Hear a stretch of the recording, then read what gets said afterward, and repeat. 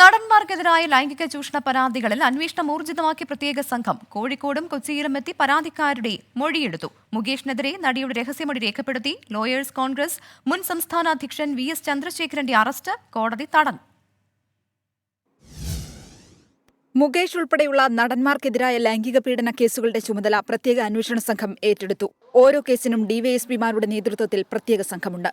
ഇതുവരെയുള്ള അന്വേഷണ പുരോഗതി AIG G പൂങ്കുഴലിയുടെ നേതൃത്വത്തിൽ വിലയിരുത്തി. പ്രധാനപ്പെട്ട കേസുകളൊക്കെ ഡിവൈഎസ്പി റാങ്കിലുള്ള ഉദ്യോഗസ്ഥർ തന്നെയാണ് അന്വേഷിക്കുന്നത്. അവരെല്ലാം സ്പെഷ്യൽ ഇൻവെസ്റ്റിഗേഷൻ ടീമിന്റെ ഭാഗമാണ്. അപ്പോൾ അവരെല്ലാം അന്വേഷണം തുടങ്ങിയിട്ടുണ്ട്. അപ്പോൾ അന്വേഷണത്തിന്റെ ഭാഗമായിട്ട് ചെയ്യാനുള്ള കാര്യങ്ങളെല്ലാം ഇനി മുമ്പോട്ട് പോയി. മുകേഷിനെതിരായ വെളിപ്പെടുത്തലിൽ ഉറച്ചു നിൽക്കുന്നുവെന്ന് കൊച്ചിയിലെ നടി ആവർത്തിച്ചു. എറണാകുളം മജിസ്ട്രേറ്റ് കോടതിയിലാണ് പരാതിക്കാരിയുടെ രഹസ്യമൊഴി രേഖപ്പെടുത്തിയത്. പരാതിയിൽ ഇപ്പോഴും അതേപോലെ ഒരു മാറ്റവും ഉറച്ചു തന്നെ നിൽക്കുകയാണ്.